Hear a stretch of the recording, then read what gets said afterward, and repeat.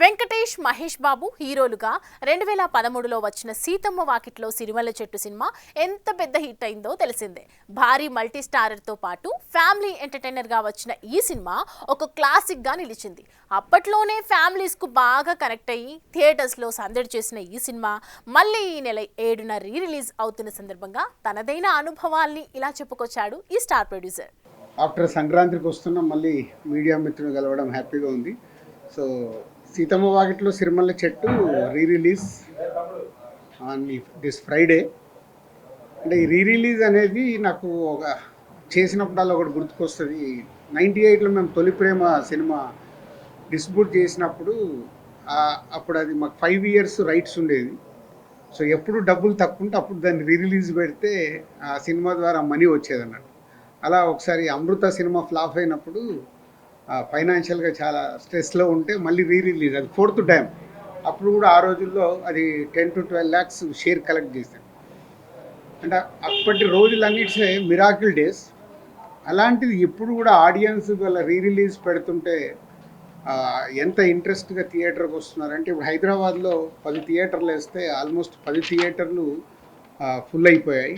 So అంటే మేము నిర్మాతలుగా ఆలోచించుకోవాల్సింది, జనాలు థియేటర్కి రావట్లేదు అనేది ఒక స్టేట్మెంట్ ఎప్పుడు జరుగుతూ ఉంటుంది. ఓటీటీలో ఉంది అని.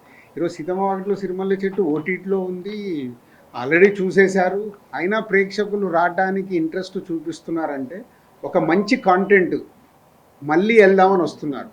అలాగే మహేష్ బాబు గారు అభిమానులు కావచ్చు, వెంకటేష్ గారు అభిమానులు కావచ్చు, థియేటర్కి వెళ్ళి ఈ సినిమాని ఒక బ్రదర్స్ మధ్యలో ఉన్న మూమెంట్స్ని ఎంజాయ్ చేద్దామని ఇన్ని థియేటర్లు ఫుల్ చేశారంటే చాలా హ్యాపీగా ఉంది.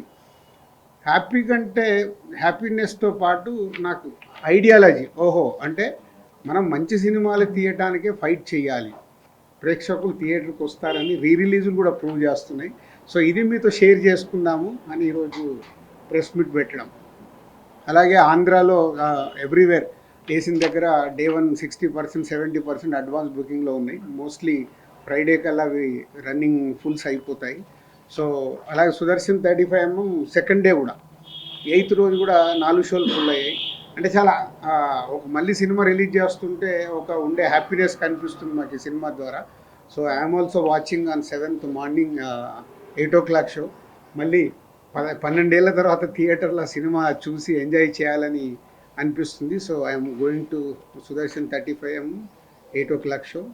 అండ్ మీడియా వాళ్ళు మీరు కూడా వెళ్ళి 12 ఏళ్ల తర్వాత మళ్ళీ ఇద్దరు బ్రదర్స్ వస్తున్నారు కాబట్టి ఎంజాయ్ చేయండి. For more videos like this, subscribe Big TV channel.